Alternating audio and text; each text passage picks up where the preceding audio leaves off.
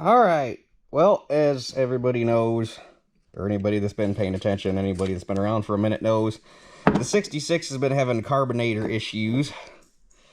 So I've been looking for one, and it just so happens that after that video I put up on mowing hay, the next night I was just happened to be looking on eBay for one, and this thing had just been on there like not very long at all. It's off of a 77, but they use the same TSX 363. I think I accidentally called it a 383, and it's supposed to be a 363. So here's hoping this one fixes the problem. Everything looks okay. The only thing that's different on this that I don't think my other one has is this little screw right there. I don't think my other one has that. This one's also a 52. I can't remember what the date code is on mine. But anyhow, get this apart. Outward appearances, other than being kind of scuzzy on the outside, it doesn't look that bad. It looks better than it in the pictures. It looked worse than this. So here's hoping that everything inside is relatively clean, and all I gotta do is clean it up, and I bought a carb kit for it. So if there's anything in here that looks off, I might take parts off of mine and mix and match and make two, but I'd prefer to not have to do that. I guess I can get this tag off too. Okay, I give up. How did you... Oh, there we go. Looked like it was tied in a knot for a minute. I was like, how do you tie wire into a knot?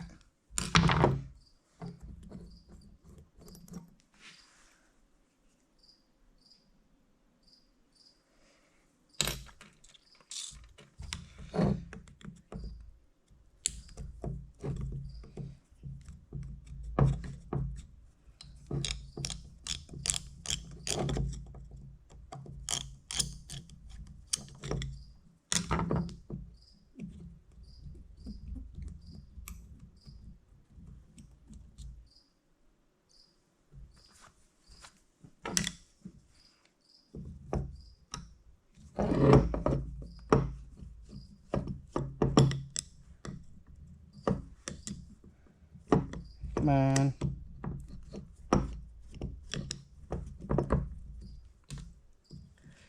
Getting this thing was a bit of a fiasco.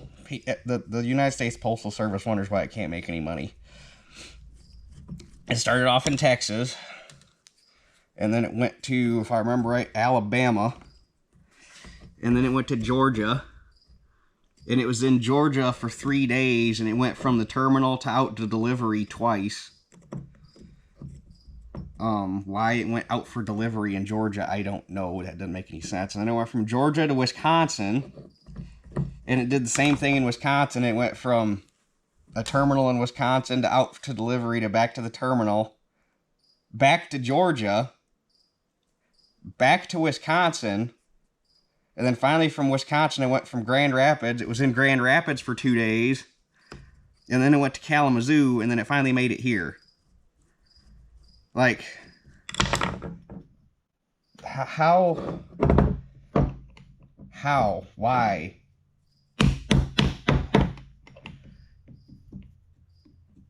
That's government efficiency for you at its finest.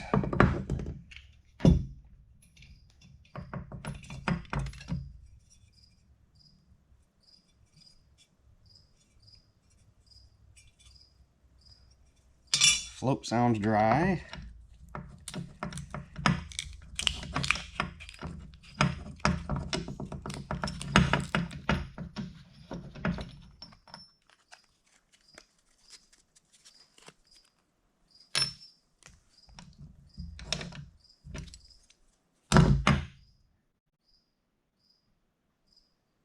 It has been rebuilt at some point because it's got a rubber tip needle in it, and originally it would have been a brass tip needle.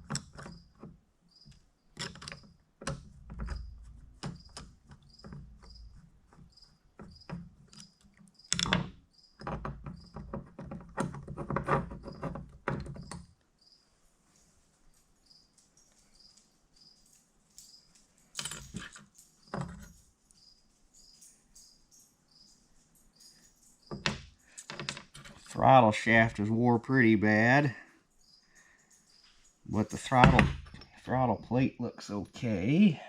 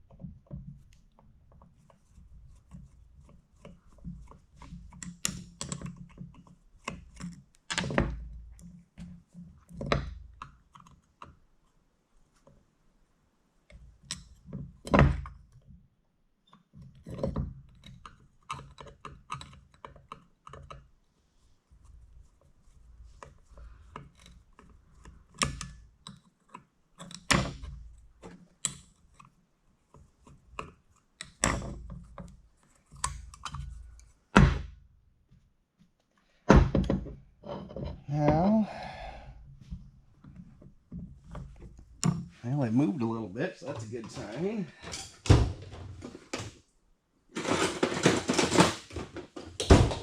Sometimes the choke plate will want to fight you since it actually goes through the center of the shaft.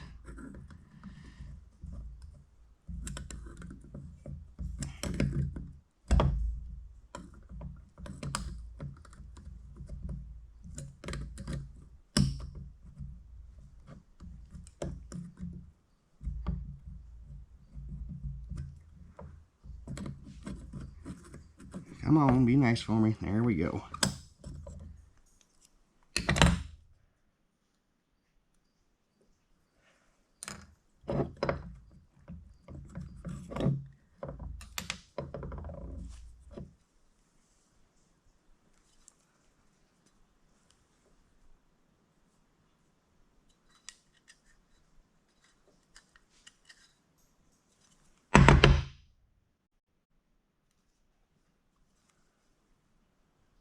Nothing looks too terrible in there.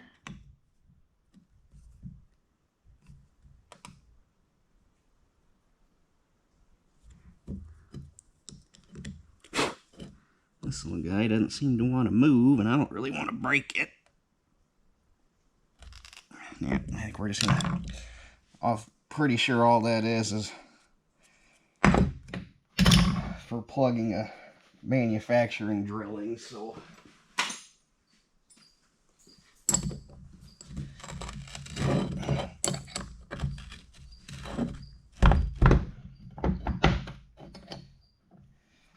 Alright, you want to be like that. We'll fix you.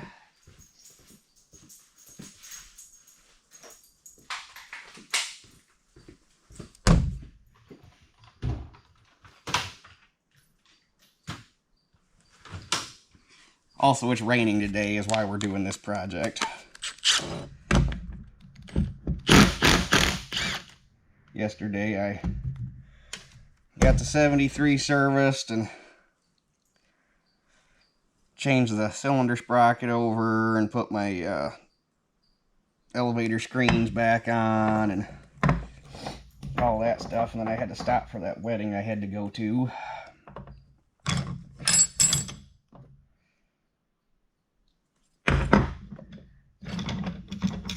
This will come out or not. Maybe with a different screwdriver.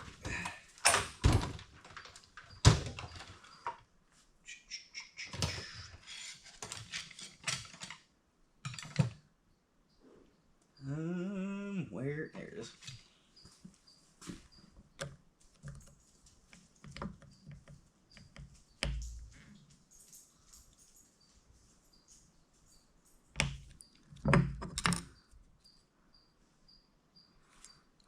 not wanting to move either, but if that's all we got to leave in there.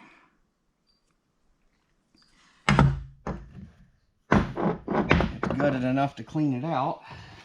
So I'll clean some parts up and we'll be right back.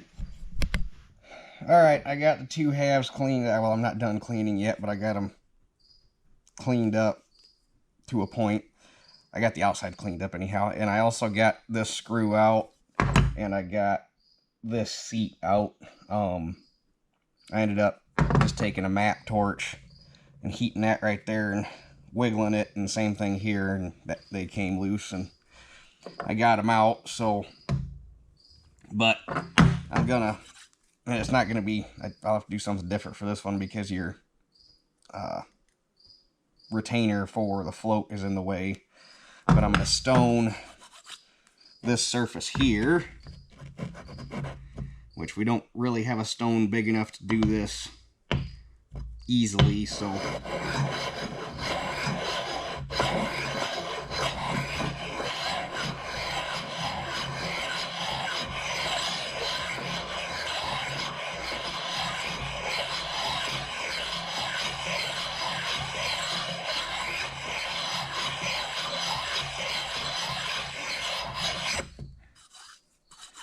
But you want to try to do a figure 8 pattern. I wish the stone was bigger, it'd be a whole lot easier.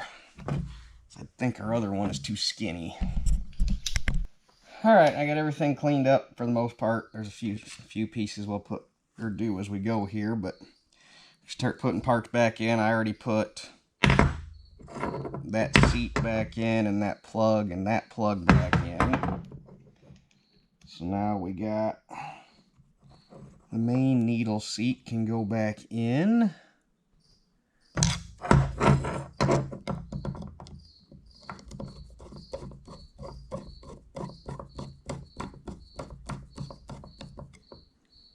We got one that's a little wider.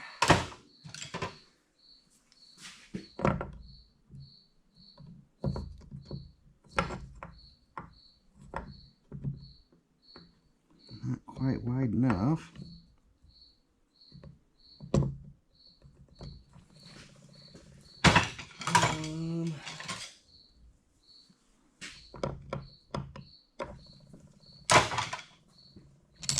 I'll do this.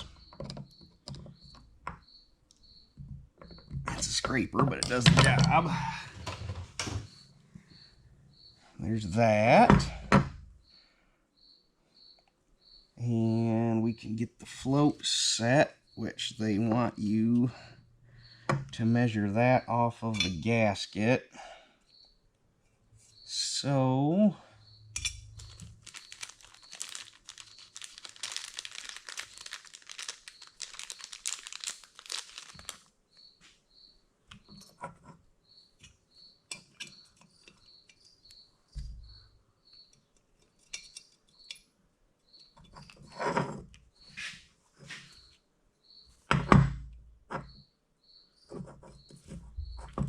I gotta take that stud out so this thing will lay flat on the bench. It'll make life easier.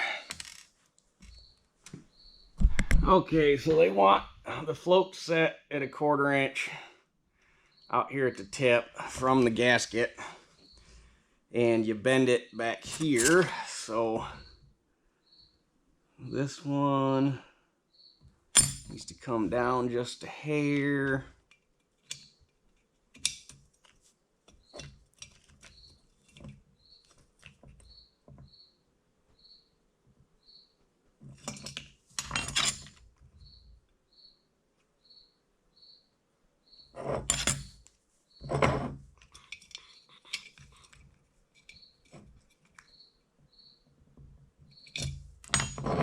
Might have been too much.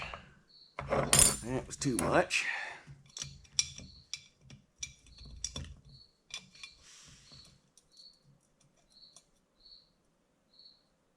Well, that being said, it is easier to bend these up than it is to bend them down.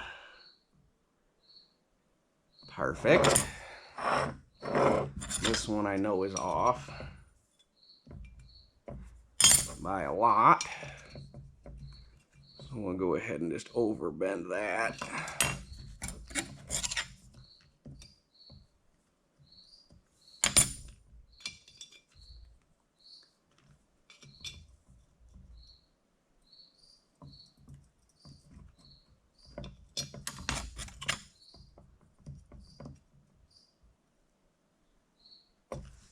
There we go.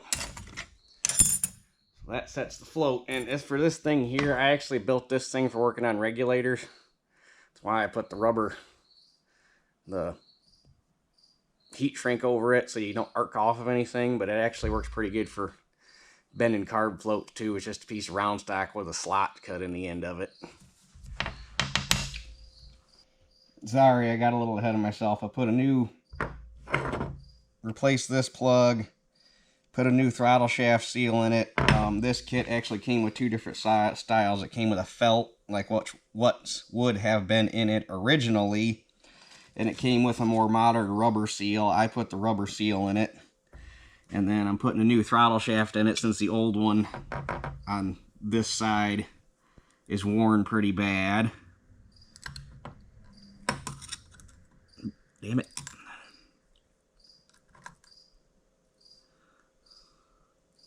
Sometimes magnetic screwdrivers are a little bit of a pain.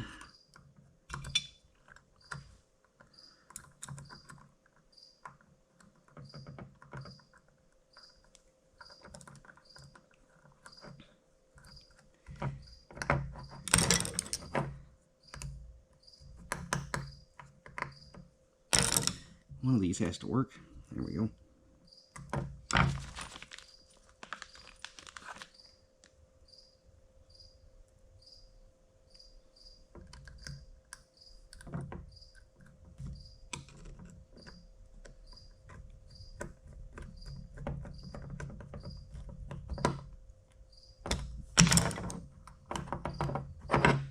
And I need to run this screw in just a little. This is what sets your idle.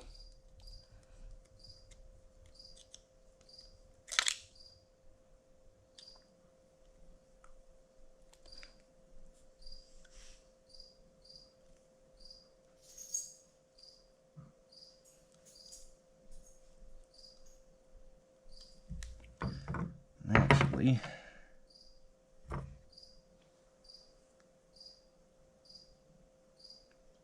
I was going to say I could just measure this screw, but the geometry of the arms on this new throttle shaft are different, so that doesn't do a lick of good. So we'll just have to see how that reacts. And I put the fuel nozzle back in with a new gasket, so we should be good. Oh, I was also going to, they sent a new plug for the choke shaft, but both of these felts look like they're the same diameter. And the choke shaft is smaller than the throttle shaft, so I don't really see how that would work.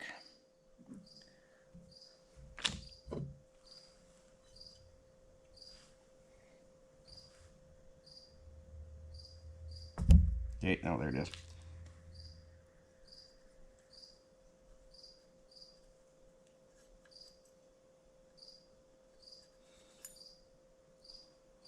I guess we'll take it out and see how it works, because there's not a whole lot of drag left on that choke seal that's in there.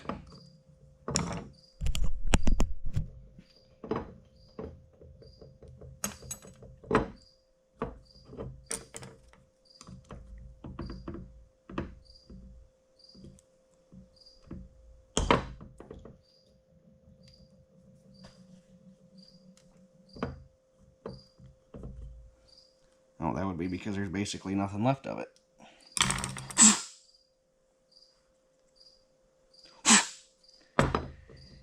So,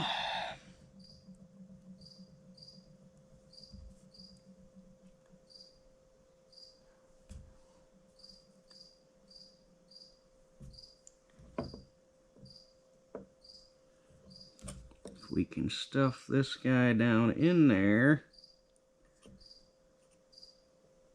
and we can just roll with it.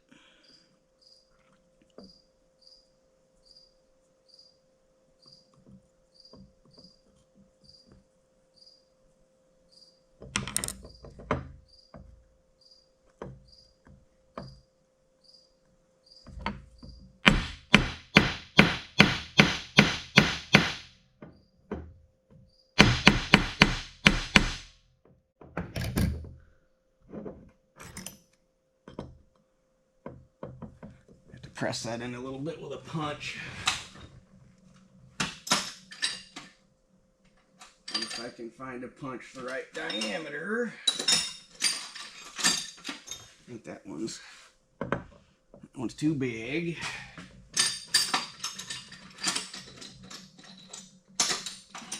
This one. That'll work.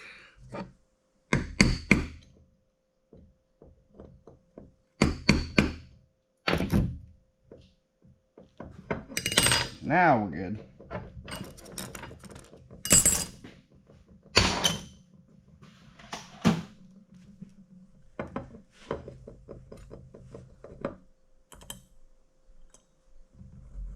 There, now there's drag on the choke shaft, so that should work a little better.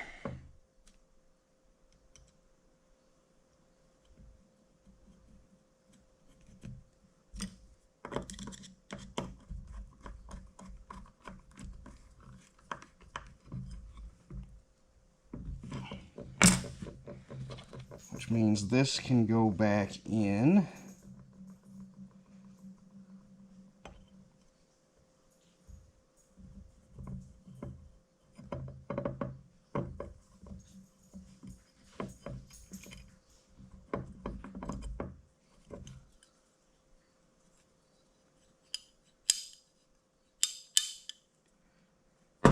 And the choke plate, I'm going to clean up real quick with some emery, or not emery cloth, with some Scotch-Brite.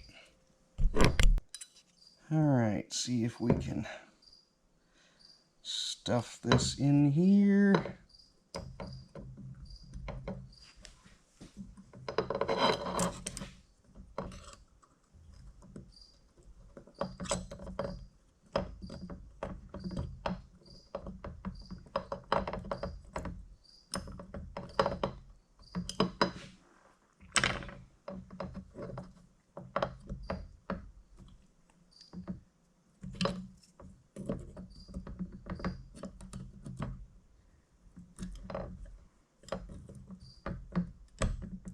I hate putting choke plates back in. These things are the worst. Can't get your fingers in there. Got to get the bolt holes lined up.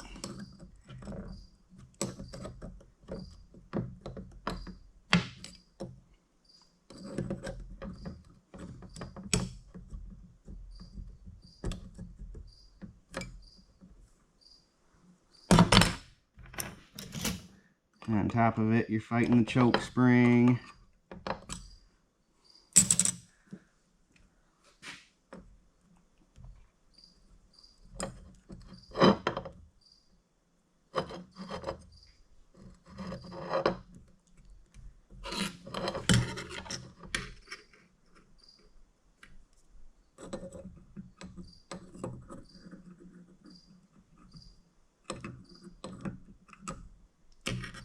Come on, you booger. Stand up in there.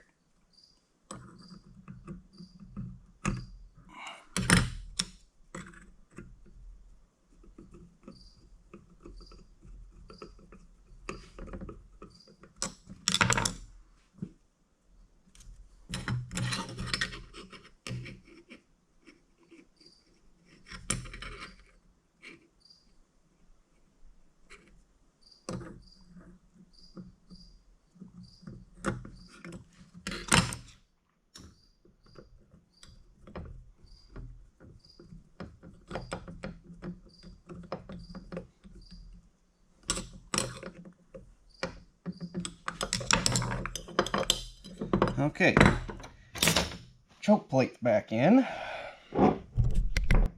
Okay, venturi's back in. Float and needle are assembled.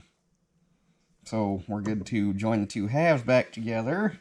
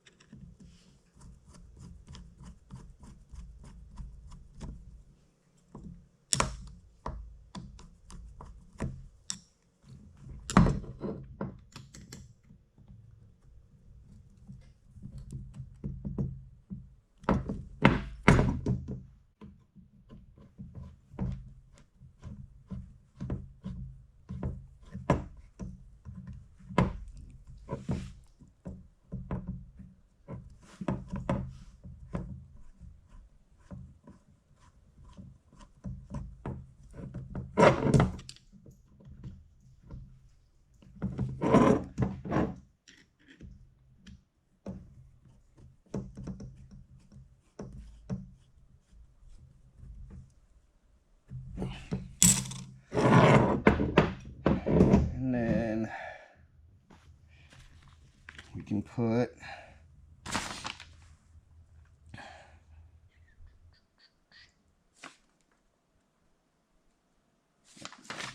the idle adjustment jet back in.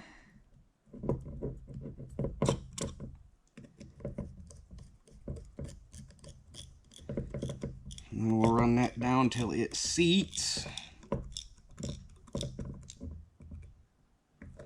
And then back it out a turn and a half, and that'll be enough to make it run, and then we can adjust it from, should be enough to make it run, and then we can adjust it from there. So half, 1 and a half.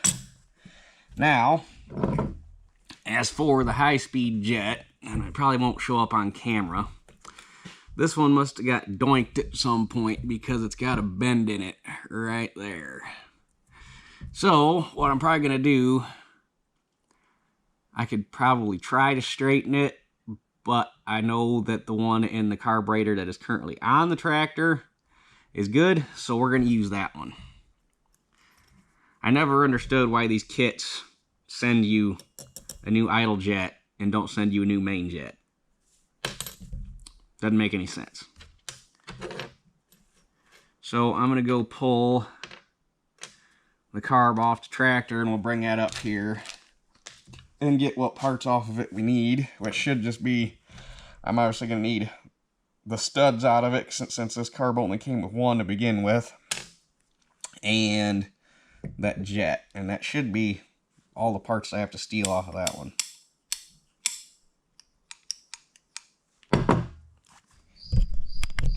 Alright, so let's rob this main jet out of here.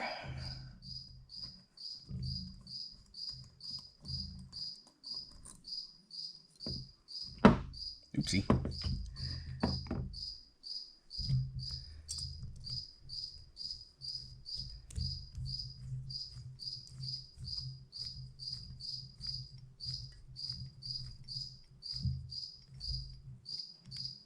And then this is easier with a screwdriver, so we're going to back it out.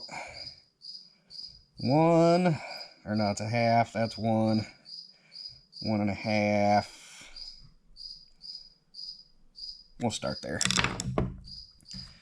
And I need the studs out of this one.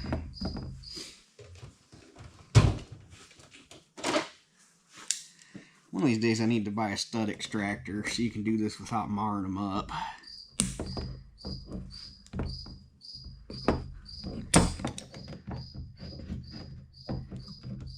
There's a lot of tools I wish I had, and you only need them in certain situations, so you don't think about buying them until you get back in that situation again, and it's like, oh.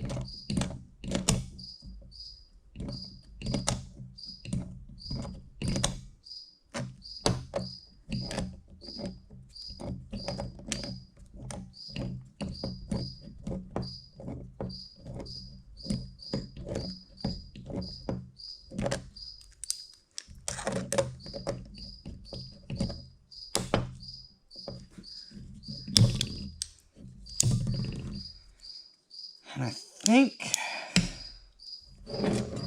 that should be it.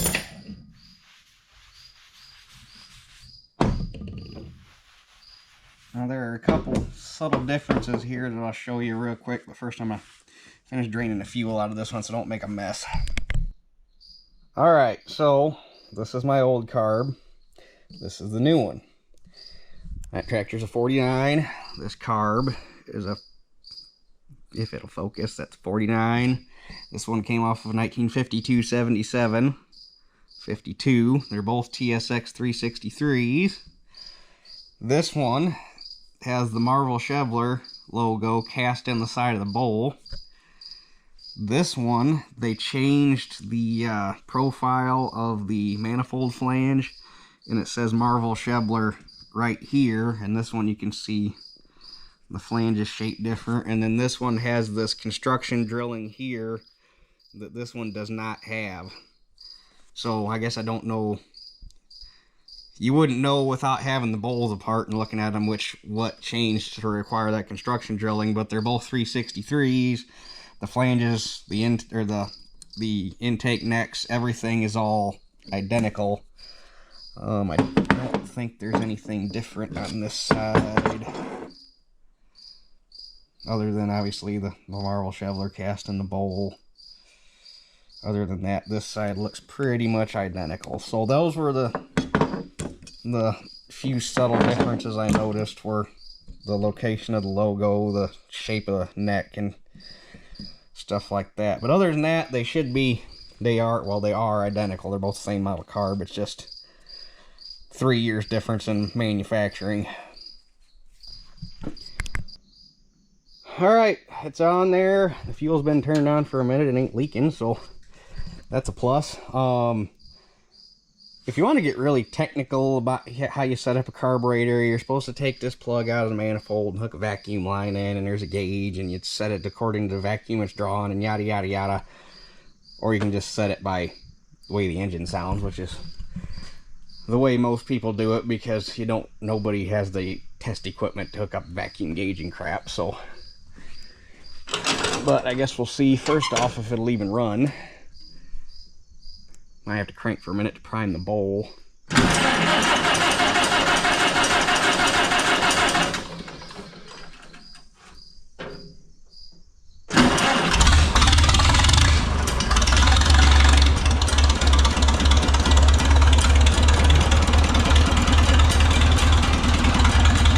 got the idle set pretty good.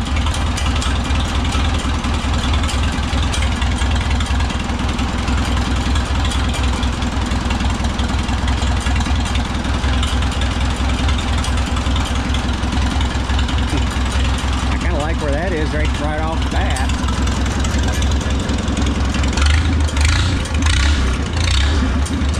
It's snappy.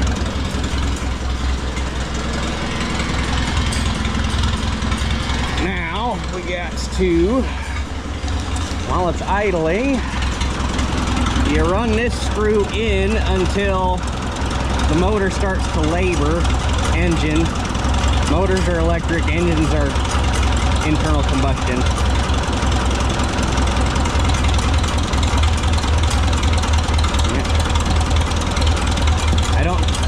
See if I can.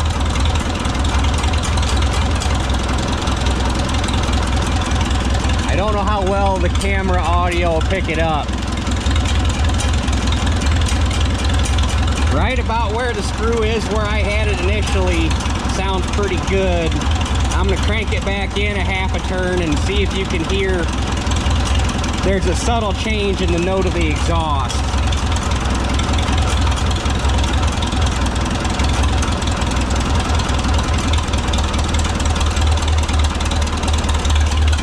Hear how the engine started to labor. So then you back your idle screw back out until that labor goes away.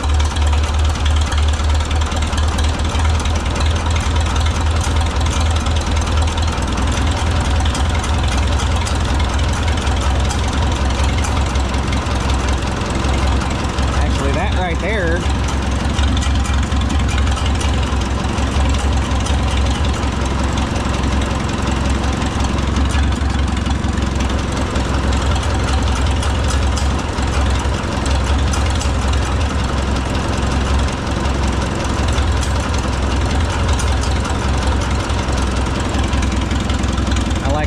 there.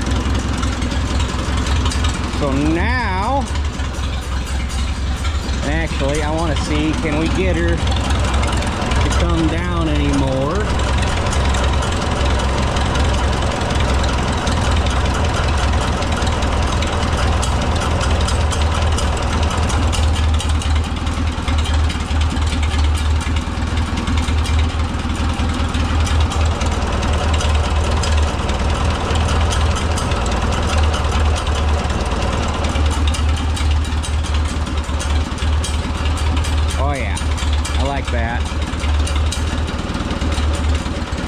there's supposed to be a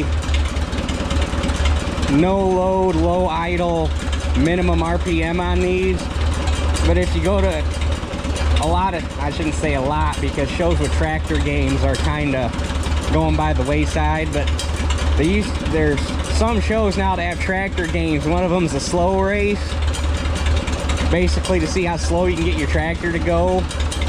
And basically it's all a competition of tuning to see how slow you can get the engine to run and still actually run. So it's always a little bit of a point of pride on a lot of guys if they get their engine tuned up enough. A lot of guys say they can get their engine to turn slow enough that you can count the fan blade going around. It's a little bit of an over-exaggeration, but it's kind of a little bit of a competitive thing to see how good you can tune your engine to get it to run slow. But I normally like to get it where you can get most of that exhaust, or get most of that cap chatter out of or worked out of it.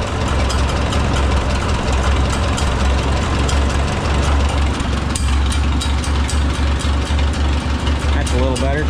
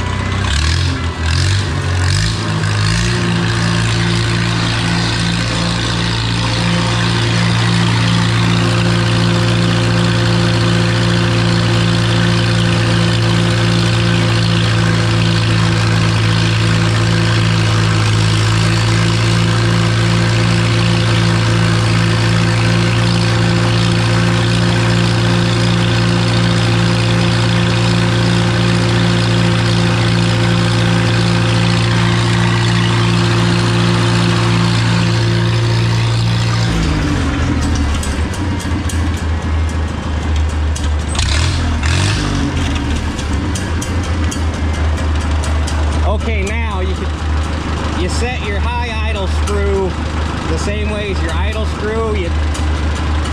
If you want to do it, if you want to get real technical about it, you hook a vacuum gauge up and measure vacuum and whatnot, but you can measure it off of engine tone. And I'm going to do it one more time, but I'm going to point the camera here at the governor spring. And if you watch that governor spring, you can actually watch it start to tense up when you lean the mixture out too much and the engine starts to labor. So watch that governor spring when I do it, especially up here in the front. You can see the governor try to start loading up.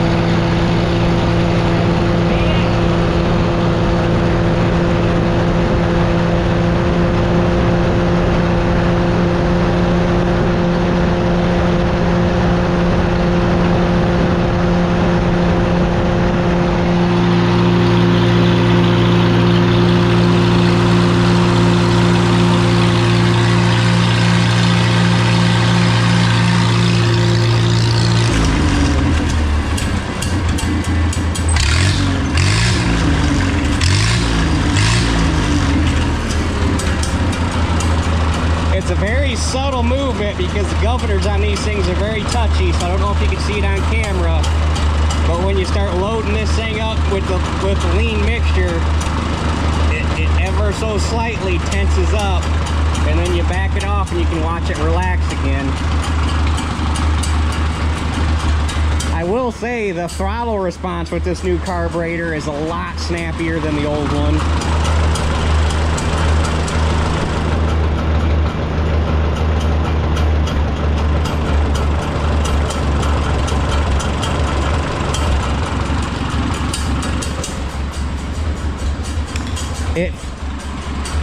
I guess I've run it enough that I can tell the difference. I don't know if you guys will be able to notice it. And see, there it is again. Which this is also a little bit of a 4-cylinder thing in general. You notice farm alls do this a lot and stuff.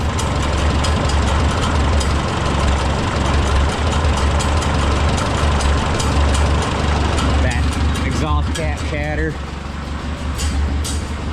But like I say, I run this thing enough that I can know the difference. I don't know if any of you guys can tell the difference just from different videos, but I can tell you right now, that new carburetor, it runs a lot better.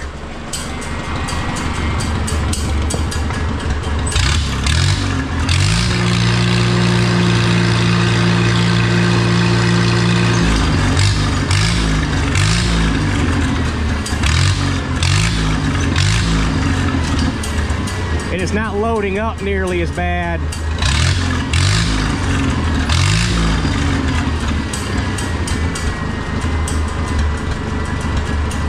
Before, when you, I mean, it still gives off a little bit of gray smoke, but before, if you let it idle for a second and wrap the throttle, it would really load up.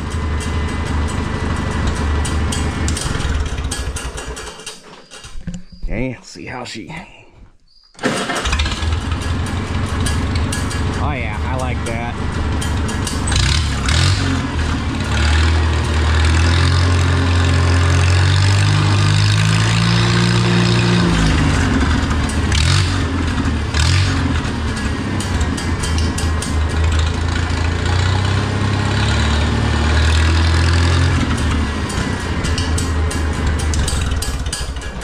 Because what I was starting to notice with that carburetor on it there toward the end when I was using it is I was losing some of my throttle response up here in about the first 5 notches, and you really wouldn't start getting anything until you got down to here. But now I've got throttle response right after, you know, you can go notch to notch now and hear the throttle response. So I think we made a difference. And as long as my hard start problem goes away, which it ought to. And I'm also curious to see, because this carburetor, the outside, well, as you can probably tell, the outside was always, it wasn't like dripping fuel, but the outside was always damp. So I'll be curious to see if this stays dry or if it gets damp. The other thing I'll be curious to see is also there toward the end, it was developing a habit of wanting to diesel a little bit when you, it wasn't terrible, wasn't nearly as bad as a 1600 is, but it was wanting to try to diesel a little bit when you shut the ignition off. So I'll be curious to see, probably won't know till we go to drill wheat with it, because that'll be its next big job. But be curious to see if the diesel goes away. I was almost tempted, but it was going to be too much. Just too much for what it is, for what the tractor is and what the tractor does. This has got a 3 7/8 piston kit in it. It's whatever the biggest piston kit is available for it. I think it's 3 7/8, but maybe that's too big. But it's basically got a 660 late 550 or a 660 550 engine kit in it.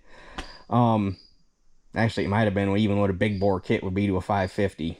Anyway, so I was half tempted, because a 660 used a bigger carb and a 660 used a different manifold with bigger ports. But then at that point, you put the bigger carb, the bigger manifold, you're still at a 66 head. So, which is also part of the reason why tuning this thing is a little touchy, is because you got that big bore kit with a stock carb. So you're moving more airflow through the stock carb. So I mean, it obviously works, but as far as what would be a maximum or an efficient tune, you're not going to get it if you just, and it's not, anytime you slap a big bore kit in it, you mess up the geometry of the entire intake fuel system, because this intake exhaust carb kit or carburetor setup was designed for a stock 66 bore, and a Super 66 uses the same carb, but the 660 went bigger. The 660 went to a different manifold, and I think a Super 66 even went to a different manifold. So every time they upgraded the engine for bigger bore and more speed, this got upgraded. So here you're working with straight 66 stuff, and everything in here is 660 stuff. So if you wanted to get the engine to its maximum efficiency, you would upgrade everything top to bottom, but it's a tractor, it's fine. That's also why it gray smokes a little bit is because you're trying to pull that, you're pulling that many more CFM through a carburetor that wasn't really designed for it. So, but I think we did some good here. It sounds a heck of a lot better to me. So as long as it doesn't leak when it sits, which I'll know that by tomorrow, and as long as the hard start goes away, which surely the hard start's gone away if we change the entire carburetor. But that's, had some guys comment on that video when I was having issue, or that last video where I showed just how bad the issue was getting on this, to send carburetors off to this carb shop. I'm not going to say carb shops are a waste of money. I'm also going to say that there's nothing overly complicated about overhauling a carburetor. I guarantee you if I'd have sent this to a carb shop, they would have put the exact same carb kit. They might have got the deluxe carb kit, which might have come with that new high idle needle and a couple other frilly frou-frou parts. But for the most part, carburetor shop's going to put the exact same carb kit in it that I just did. They're going to do the exact same cleaning procedure I just did, with the exception of a lot of carb shops on these cast iron body carbs will actually throw them in a forge. If they're dirty enough to warrant it, I should say. They will actually throw these things in a forge and heat them up, not quite red hot, just slightly where they start to turn cherry. And any sludge, rust, whatever is hung up in any of the ports in this, putting it in the forge and heating the entire carburetor up will turn anything that's in there to powder, and you can clean the whole thing out just by blowing air through it. So they might have done that. They might have sandblasted it. They might have put new screws in to hold the carb body together. They'd have done some frilly frou-frou stuff, but for the most part, you send it out to a carb shop, they're going to do the exact same thing I just did, and they're going to charge you however much they charge for a carb. So, unless you're doing something like porting a carburetor or something like changing it to build a pulling motor or something goofy like that, or you're just not a mechanical person and you don't trust yourself to do it and you just want to have somebody do it that knows what they're doing, carb shops are great. Otherwise, I have no need to send any of our carburetors to a carb shop, because there's nothing hard about rebuilding a carburetor. Unless it's some goofy off-the-wall, like the big old Ensign carburetors and goofy crap they use on like prairie tractors and stuff, where you can't find parts and you gotta make stuff and stuff like that. Then sending it off to a carb shop, that's a different story, because then you're getting a little crazy. But as far as run-of-the-mill updraft carburetors like this, there's nothing hard about it. There's no reason to have to send them things off to a carb shop. There does come a point, like what I'm thinking that one, carburetors are technically a wear part. I mean, there does come a point in their lifetime where they are just too far gone that a rebuild kit won't take care of them. Which is what I think has happened to this. Something somewhere, either there's a hairline crack in the bowl somewhere, or something is causing this carburetor, no matter how many rebuild kits you throw at it, there is something physically wrong with this carburetor. What it is, I don't know, but there is something wrong with it. So, change the carb. Hopefully that takes care of the issue. Like I say, I can tell just by initial impression here, I can tell you it already runs better. So, we'll throw this one on the shelf for spare parts if the need ever arises, because if there is any problems, I guarantee it's in here. It's here in the lower bowl. I think the top half of the shell's fine. But yeah. So anyhow, that's what I had going for today. So I think I'm gonna get this video put together and go home and throw that.